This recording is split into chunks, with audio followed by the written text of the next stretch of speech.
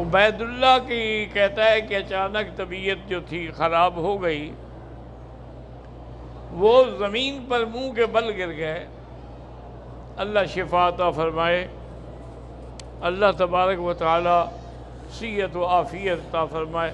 یہ بڑے امتحان ہیں حج کے، کبھی کوئی تکلیف ہو جاتی ہے، کبھی کوئی تکلیف ہو جاتی ہے، لیکن مومن ہر حال میں اللہ کی رضا پہ راضی ہے۔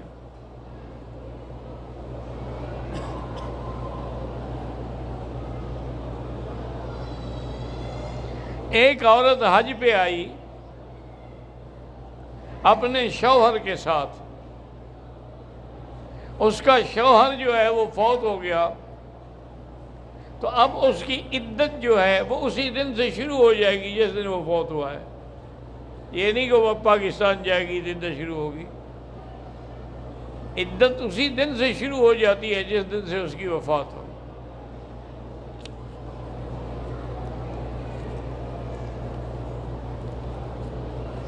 4 مہینے 10 دن عدت ہوگی۔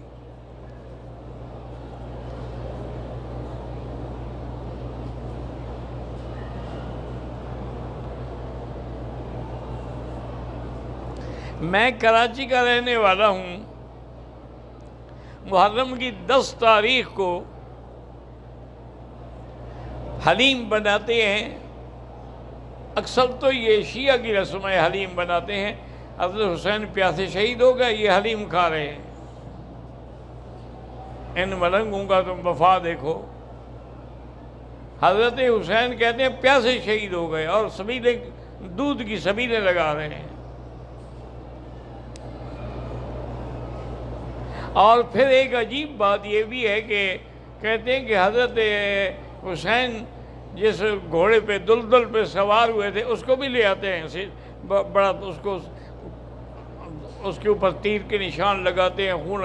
اور ظالموں، حضرت حسین تو گھوڑے پہ گئے ہی نہیں، تم نے کہاں سے یہ گھوڑا پکڑ لیا ہے؟ حضرت اونٹ پہ گئے تھے۔ اتنے بڑے اچھا لوگ بھی ایسے ہیں کہ سبحان اللہ، ہماری اہل سنت کی عورتیں بھی ان کے اجلاس میں ہوتی ہیں، اور جن کا بچہ پیدا نہ ہو کہتے ہیں کہ دل کے نیچے سے گزرو، خاوند سے بچہ ملا نہیں، گھوڑے سے ملے گا۔ انا للہ و انا الیہ راجعون، اور کیا کہہ سکتے ہیں؟ بالکل حلیم نہ بنایا کرو، نہ کھایا کرو۔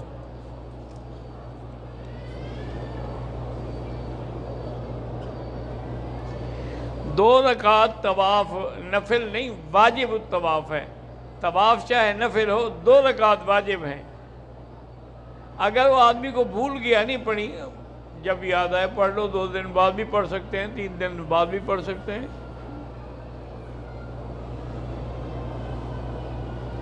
اگر طواف کرتے ہوئے عصر اور مغرب کے درمیان ختم ہو تو پھر 2 رکعت جو ہے مغرب کی نماز کے بعد پڑھیں۔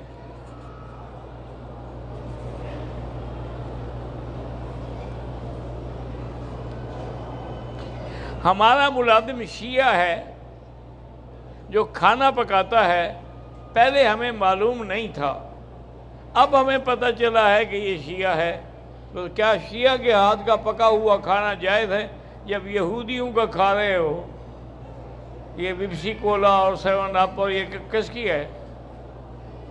یہ پیزا اور فلاں برگر یہ کہاں کے ہیں؟ یہ سارے یہودیوں کے تو ہیں۔ اگر یہ کھانا جائز ہے تو پھر اس بیچارے کی نوکری کیوں خراب کرتے ہو؟ اس کا پکا ہوا بھی جائز ہے۔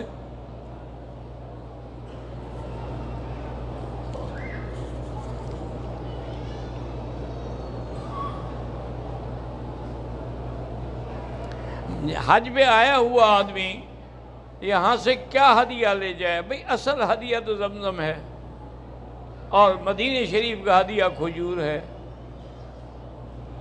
باقی اگر وہ اپنی بیوی کے لیے سونا وغیرہ لے کے جانا چاہتے ہیں تو جائز ہے، کوئی منع نہیں۔ قرآن میں ہے کہ لا جناح علیکم ان تبتغوا فضلا من ربکم فَإِذَا أَفَضْتُم مِّنْ عَرَفَاتٍ فَاذْكُرُوا اللَّهَ عِندَ الْمَشْعَرِ الْحَرَامِ۔ جب تم عرفات سے آ رہے ہو، کوئی تجارت کرو تو کوئی منع نہیں، کوئی چیز خریدو بیچو، سب جائز ہے۔ زمزم اور کھجوریں تو اصل تحفہ ہے، وہ لے جائیں، جو بھی ملنے آیا اس کو وہ دے دی تھوڑی تھوڑی کر کے۔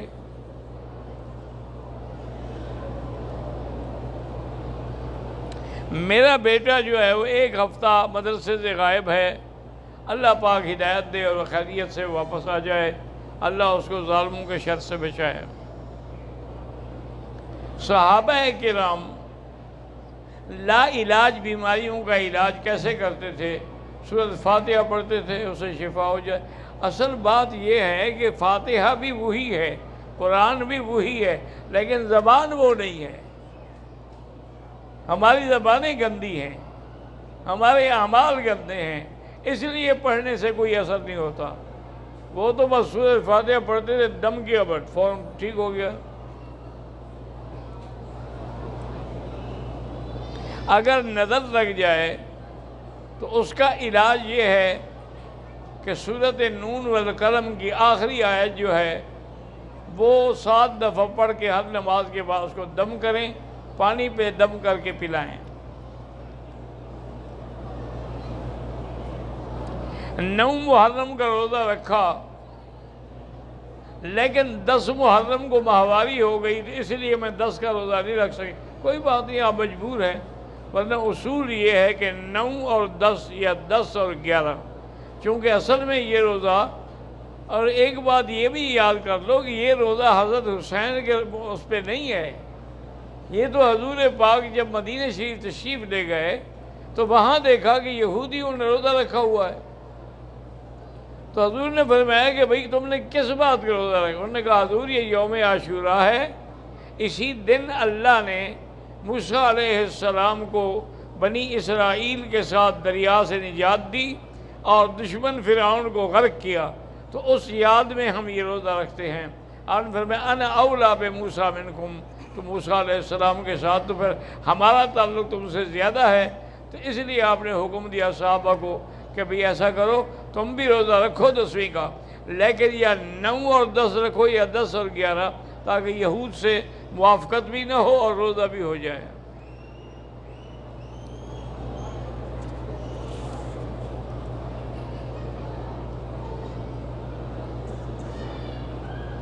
نماز کے دوران جو وسوسے آتے رہیں، آپ خود نہ لائیں، یاد رکھو، ایک ہے وسوسہ آنا، ایک ہے وسوسہ لانا۔ لانے سے تو نماز ختم ہو جائے گی۔ اگر ویسے آتے ہیں، آپ کا تو کوئی ارادہ نہیں ہے، تو آتے رہیں۔ کب تک آئیں گے؟ جب آپ اللہ کا قرآن پڑھیں گے تو شیطان تو آخر بھاگ جائے گا۔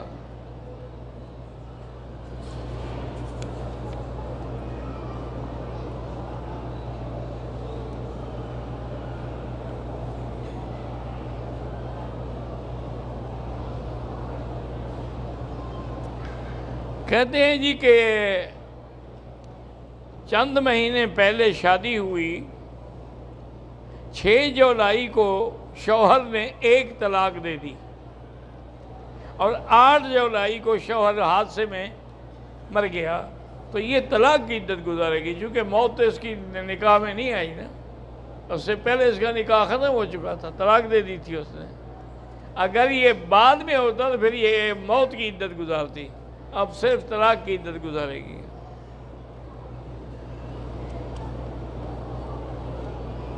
شوہر کے ذمے، بیوی کے ذمے جو حقوق ہیں ان کے لیے مغفرت کرے، دعا کرے، کوئی صدقہ جاریہ کرے، کسی مدرسے میں کوئی کمرہ بنا دے، کسی مسجد میں پانی کا انتظام کر دے، وضو کا انتظام کر، تاکہ اس کو ثواب ہمیشہ پہنچتا رہے۔ بڑی وفادار ہے، وہ تو طلاق دے گیا، تم اس کے لیے صدقے کر رہی ہو۔ وہ ایسے ہوتی ہیں عورتیں۔ وہ ایک ابن جوزی رحمۃ اللہ علیہ تھے نا، تو وہ بہت بڑے عالم تھے، بہت بڑے عالم تھے، بہت بڑے خطیب تھے، اور انہوں نے ہر موضوع پہ کتابیں لکھی ہیں، کتاب العقلاء، عقل والے کے لوگوں کے قصے، اسی طرح انہوں نے کتاب الحمقاء بھی لکھی ہے، احمقوں کے قصے۔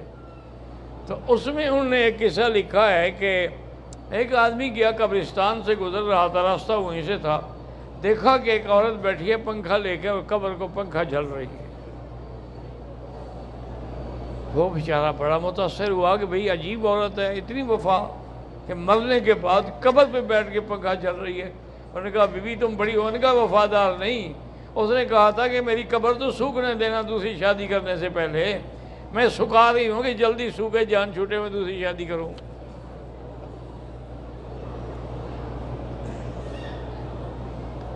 جہاز میں الٹی آئی، احرام گندا ہو گیا، کپڑے پہن لیے، 4.5 گھنٹے کے بعد مکہ ہوٹل میں آیا، کسی نے کہا کہ احرام پہن لو، عمرہ ادا کر لو۔ آپ نے احرام باندھ کے عمرہ کر لیا، ٹھیک ہے، لیکن جو 4 گھنٹے کپڑے پہنے تھے اس کی دم ادا کریں۔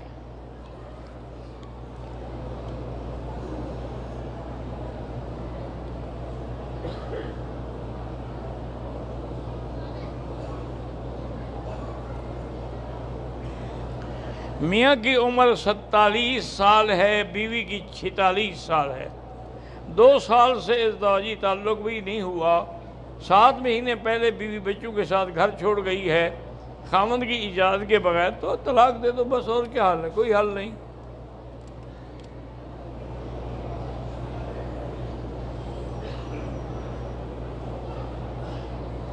خاوند کی کمائی کا 100% حصہ گھر چلانے میں خرچ ہوتا رہا، اس میں تقریباً ہر 2 سال بعد وہ 1 مہینے کا خرچ دے کر ماں کے ساتھ UK سے پاکستان جاتا رہا ہے، اس کو بھی بنیاد بنایا ہے گھر چھوڑ، بارے بوجھ آنے جب گھر چھوڑ گئی ہے نہیں رہنا چاہتی، تم جان چھڑواؤ۔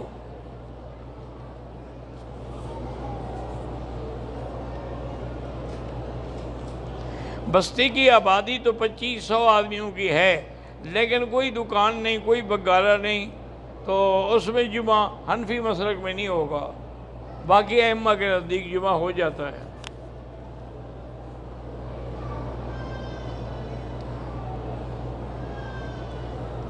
میں مملکت بحرین میں مسجد کا امام ہوں، اللہ نے مجھے 3 مرتبہ اولاد دی لیکن پھر وہ فوت ہو گئی، انا للہ و انا الیہ راجعون۔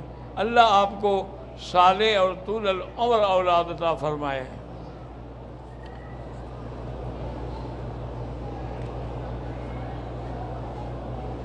میری بہن 18 سال سے علاج کرا رہی ہے، اولاد نہیں ہے، اللہ پاک سے دعا کریں نا امیدی چھوڑ دیں، اور سورۃ یوسف پڑھ کے خاوند بھی اور بیوی بھی دعا کیا کریں، اللہ قادر ہیں اولاد عطا فرمائیں گے۔ میرے والد فوت ہو گئے، اللہ مغفرت فرمائے۔ مسجد عائشہ سے عمرے کی نیت کر سکتے ہیں؟ بالکل کر سکتے ہیں۔ جب خانہ کعبہ کے سامنے پہلی صف میں کھڑے ہوں تو نظریں کہاں رکھیں؟ نیچے رکھیں، کعبے کی طرف نہیں، نظر نیچے ہو۔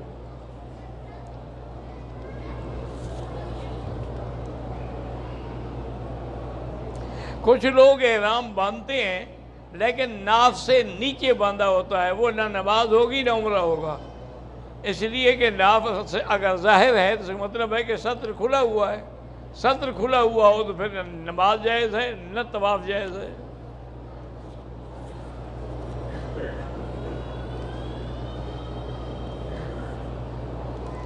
بہرحال کمرے میں تو نماز نہیں پڑھ سکتی، البتہ ویل چیئر پہ وہاں تک لے آئیں جہاں صفیں ہوں، پھر وہاں نماز پڑھ لیا کریں۔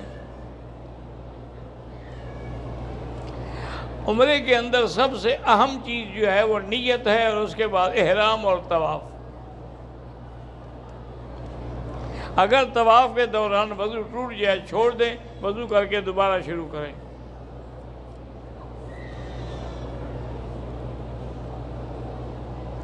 آج کل سادہ کپڑوں میں جانے نہیں دیتے تو ہم ایسے احرام فرضی باندھ لیتے ہیں، یہ تم جانو اور خدا جانے۔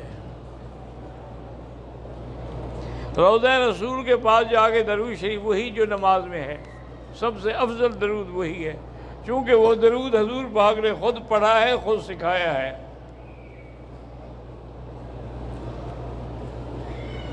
اگر آدمی کو پاؤں میں تکلیف ہے تو کوئی چپل وغیرہ پہن کے صفا مروہ دوڑ سکتا ہے؟ ہاں دوڑ سکتا ہے۔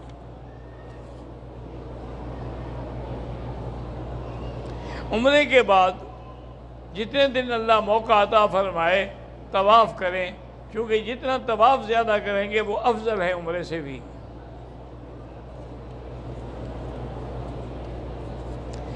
عمرے پر آتے ہوئے جب ہم یہاں پہنچے تھکے ہوتے ہیں تو اگر ایک دن آرام کر کے دوسرے دن عمرہ کریں لیکن احرام نہ کھولیں، پابندی قائم رکھیں، تو پھر کوئی حرج نہیں۔ تعویذ کے بارے میں اگر قرآن کی آیت ہے یا حدیث رسول اللہ کا فرمان ہے وہ تو ٹھیک ہے، ورنہ اگر ایسے خدشت بنے ہیں تو اللہ کو پتہ کیا لکھا ہوا ہے۔ کھوڑ کی بیماری کے لیے وظیفہ، ہر بیماری کے لیے وظیفہ سورۃ فاتحہ ہے اور آیت الکرسی ہے۔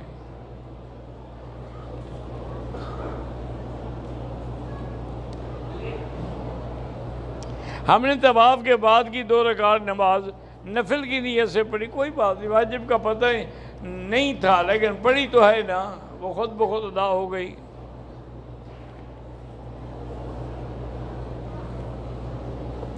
اگر کوئی آدمی 10 محرم کا روزہ رکھے لیکن 11 کا نہ رکھے تو اس نے حضور پاک کے فرمان کی مخالفت کی۔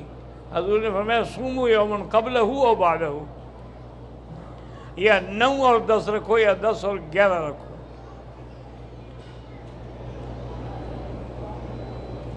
حرم شریف میں چپل گم ہو گئی ہے، بندہ دوسری چپل اٹھا لیتا ہے کیونکہ وہ پہلے باری ملتی نہیں ہے۔